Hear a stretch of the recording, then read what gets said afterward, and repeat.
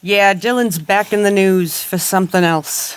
Hi, I'm Jessie, and that's Nina, and this is the Panic Button, and we're reacting to Dylan Mulvaney. If you're gonna do it like that, then you have to go all the way. Hi, I'm Nina. I'm not trying to do it. This is Jess.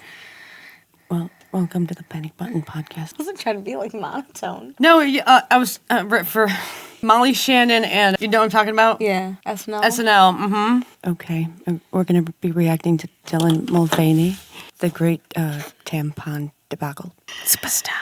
Day 271 of being a girl, or I'll say woman for this one, because this video is for the women on Twitter who just really don't like me. Hello, ladies. We got a lot to cover, but let's first talk tampons. I haven't talked about tampons on here lately because I don't use them. I'm a woman who doesn't have a uterus. I know this. And science was my strongest subject in high school. I was also shockingly good at math, but I digress. Good for you. You know men are normally good at math, right? That makes sense. I just sometimes carry one in case anybody needs it.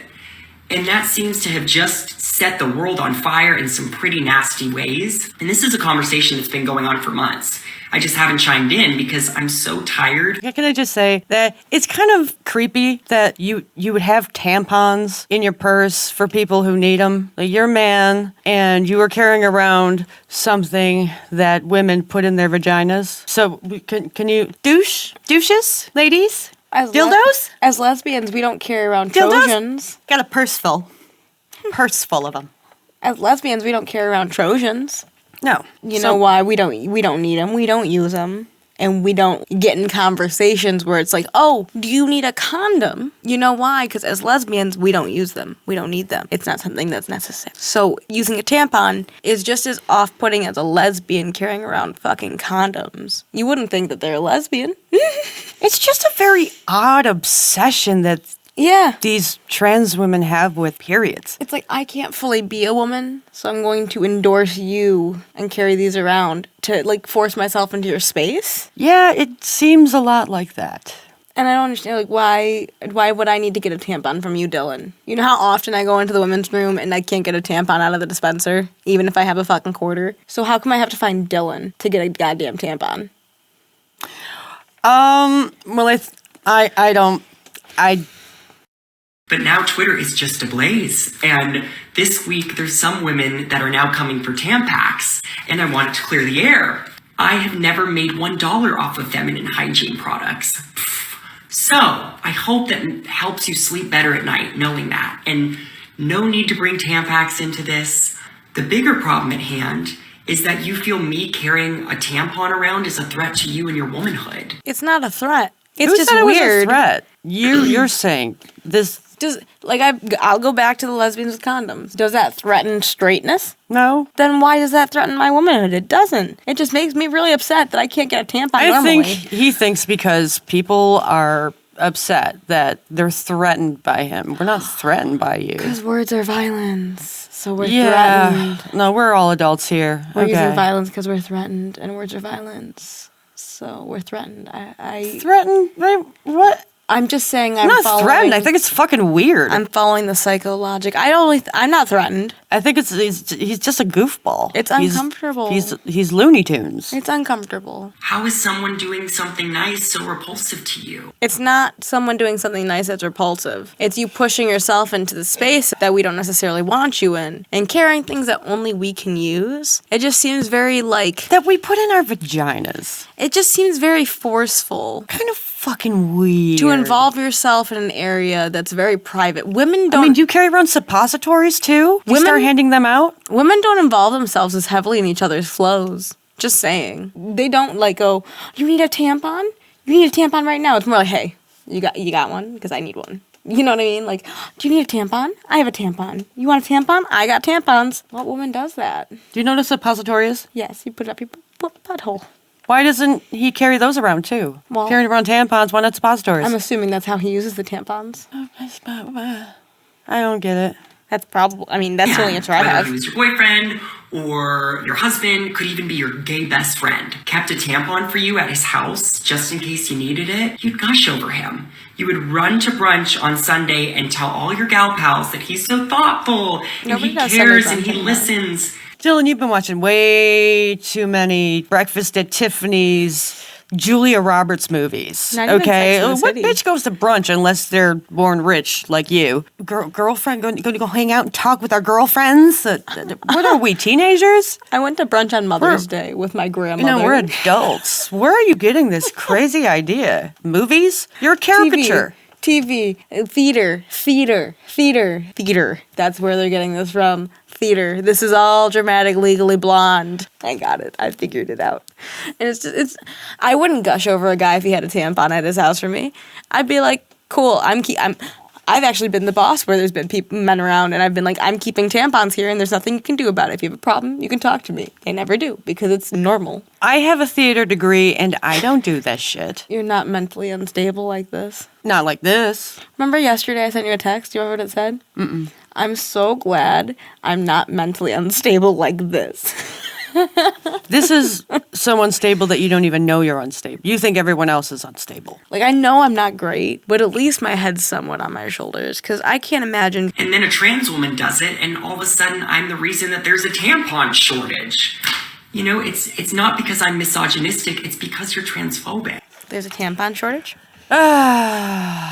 Listen, Dilly Billy, listen here. I see you with your smile and your happiness, you know, Big the doe joy, eyes. the doe eyes, the nice teeth, and you're smiling and you have this very, very chipper and bright voice. Blush.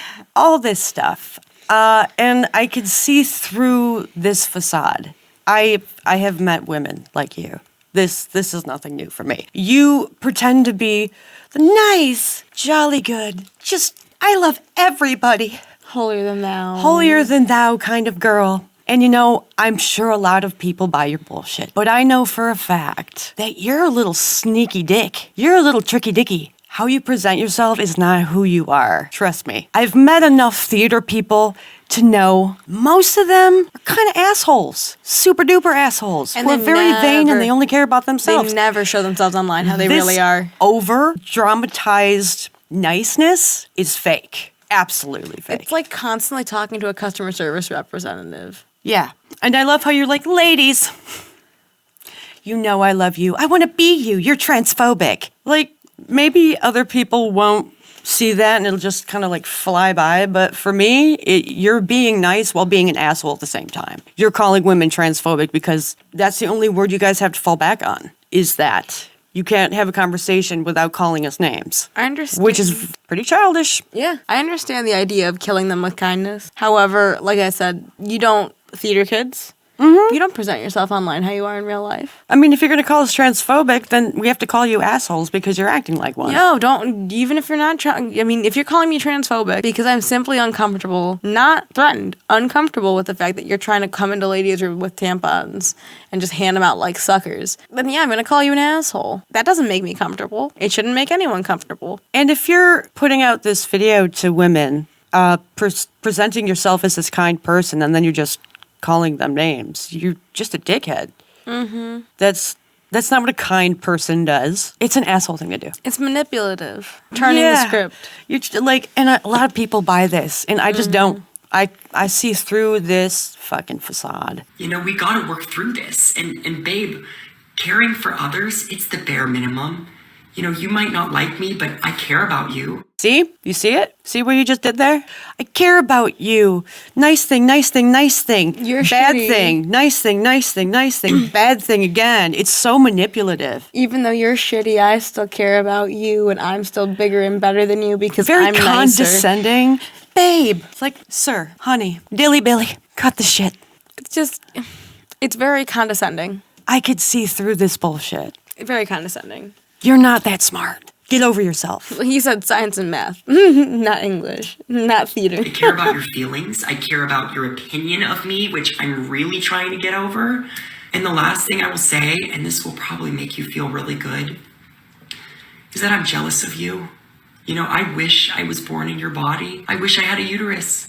You know, my sex assigned at birth was a biological male. Does that make you feel better hearing me say that? It's just not what God had in mind. So here I am. You know, there's probably a lot of women that you don't like to group yourself with, but they're still women, and so am I. And now it feels like high school, and it feels like you want me to experience the pain and trauma that you've had to endure as a girl. And the fact that here I am, attempting to enjoy womanhood. Wow, it's like giving you a compliment and then slapping you in the face at the same time. That's what this is. This is exactly what this is. What he's doing now is another manipulative tactic, which is, I'm just here trying to live my life. And you guys are over here making it really hard for me. And I care about you. Don't you understand that I'm the good person here and you're the bad guy? Exactly. It's Don't you manipulative. I'm flailing. I'm flailing. I'm rolled over and I'm taking all your shots. I'm not dishing anything back. But wait, hang on a second. You're not? You're not saying that we're not good people. You're not saying that we're transphobic. You're not saying anything like that. I'm sorry, you're telling me I'm transphobic just because I'm uncomfortable with some of your actions. Please have a conversation with me. I'm begging you, please have a genuine conversation with me. And don't talk down to me, because I won't let you. This is talking down to all of women. This is ridiculous. Amen, sister. To enjoy womanhood is incomprehensible to you. Whether it's that I carry tampons, or that I'm too feminine, or I call myself a girl, or that I'll never birth a child, well, here's some more good news for you. I'm not enjoying my womanhood as much as I was. And my pain might be different than your pain, but it's very real. So if that was your goal, then congrats. But I'm still a woman, and I'm tired, and we don't have to be BFFs, and you don't have to follow me. Just please don't call the police on me if we bump into each other in the bathroom. My only agenda is to try to find the will to wake up every day and find some ounce of happiness. And believe it or not, somehow I love you. And P.S., I am also very nervous for you just because hopefully soon transphobia won't be as tolerated online, but your tweets are forever and I don't want those to come back and haunt you. I would like to thank the Academy. That was a performance. I mean, you did good. You did good. I gotta give you a little bit of credit. It was very Well crafted. I mean, I am an actor, so I know exactly what to say and how to act on camera to get people to feel sorry for me. Talk down just enough, bring them right back so they don't feel like you're talking shit about them. Ay, caramba. Ugh, it's a craziness here. This is, didn't make me feel bad. Made me see this person for the person that they are. Fake. Very fake. I feel sorry for anyone who buys into this shit. It's all about attention for that person. Yeah. It's a victim thing, victimhood. Oh well.